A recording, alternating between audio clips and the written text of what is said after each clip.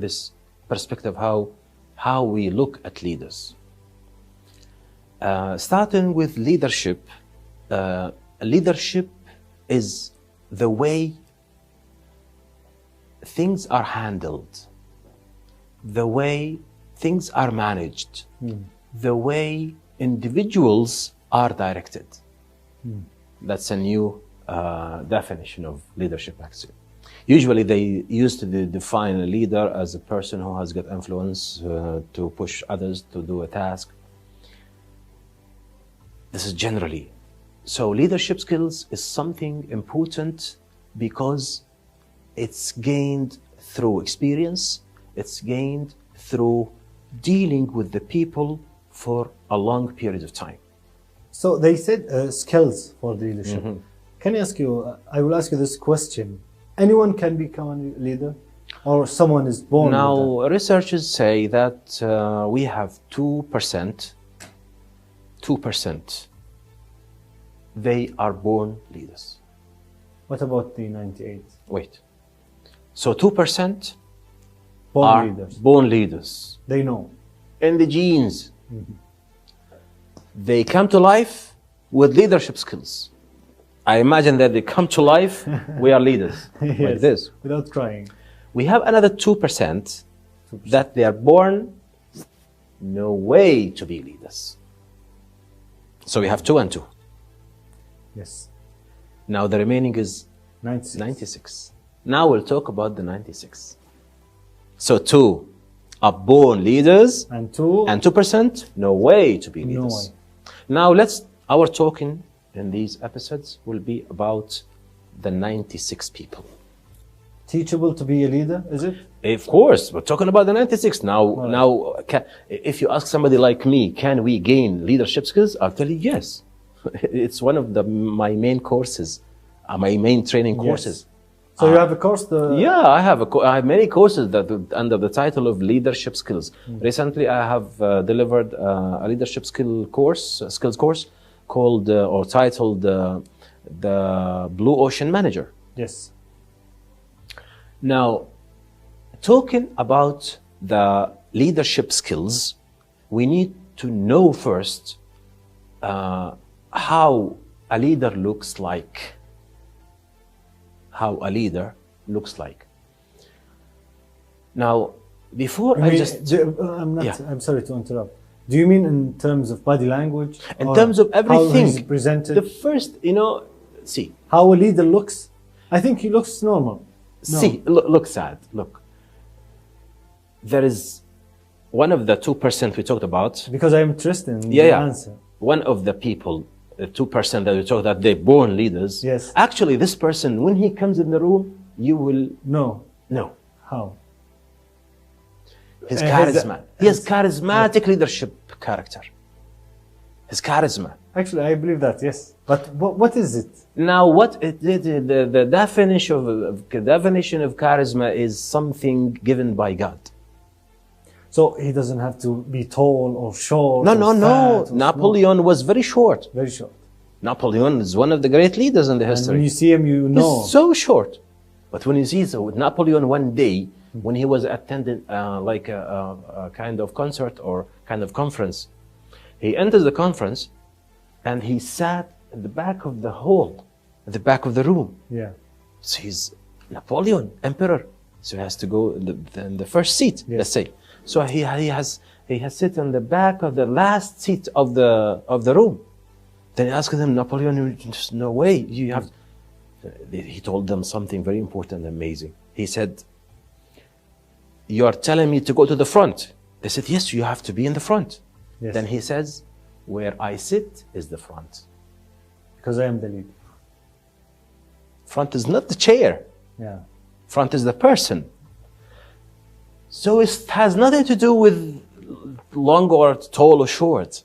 It has nothing to do with handsome or ugly.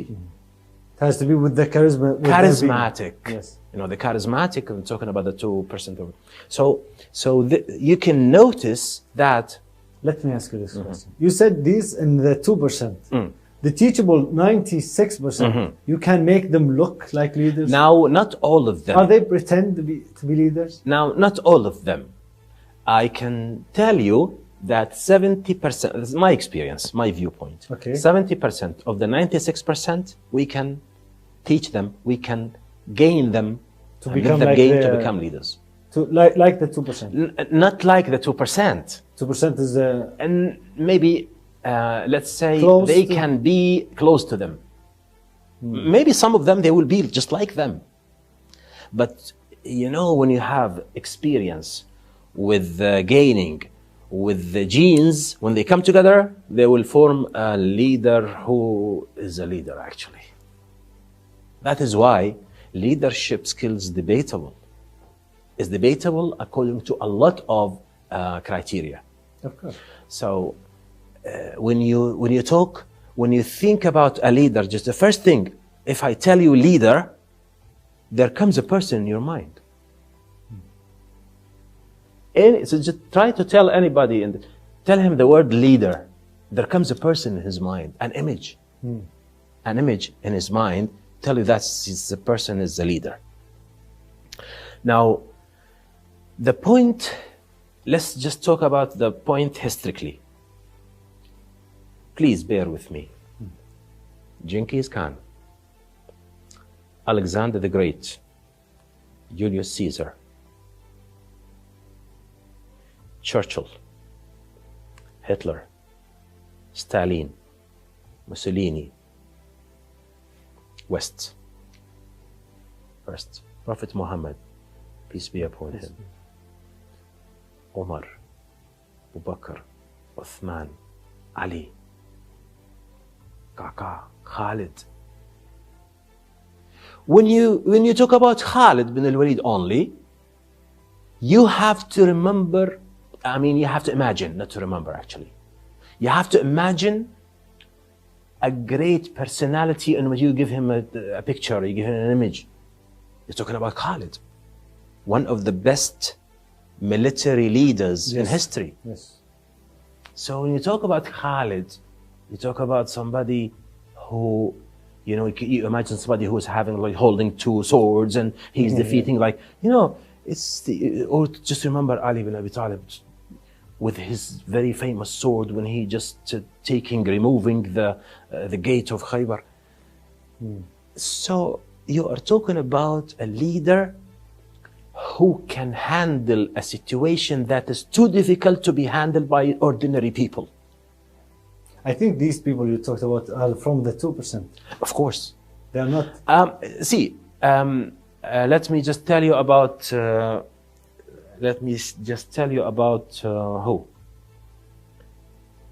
I cannot figure an example now, but not all of them are from the 20%, from the 2%. I don't think they are from the 2%. Even Khalid ibn Walid, because Khalid ibn Walid is He was a leader before Islam and after Islam, yeah. But I cannot figure it out if he was a leader. No, it's. I mean, see, Umar bin Khattab was a person who used to bury his the daughter because she's a female before Islam. I cannot figure it out. I cannot tell. I cannot tell. Maybe it's gained. Maybe it's gained. But let me tell you that we have traits and we have criteria to think about or to talk about. Then we come to a conclusion that a leader should be like this. Please, yes. Okay. Now, if you start to look at leadership from a very special perspective.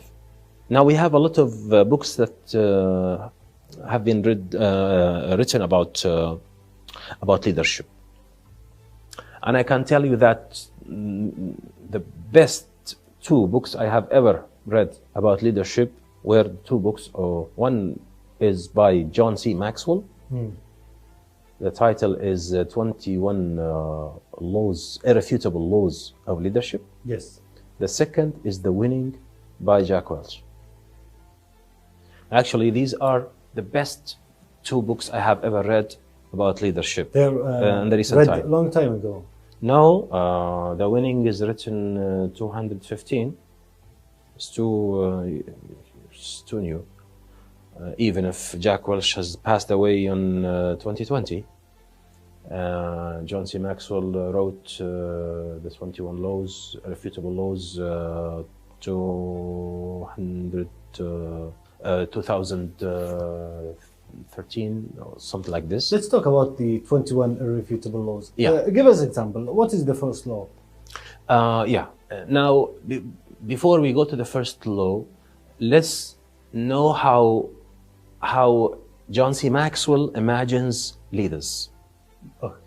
John C. Maxwell is a leading personality who talks about leadership. So we can say, let's just assume, not assume, actually he is, according to researches and to surveys, he is the number one person talking about leadership nowadays. Okay. He's the number one. Even Saudi Arabia, when they started their plan, the very modern plan, they have to call him to come to Saudi Arabia to help him. That's interesting. So that means this guy, he knows what he's talking about. I mean, he knows his onions.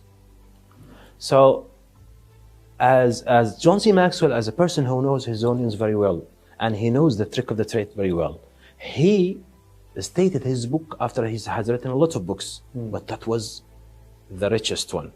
He talked about 21 laws, and he started with a law which is called the law of the lid.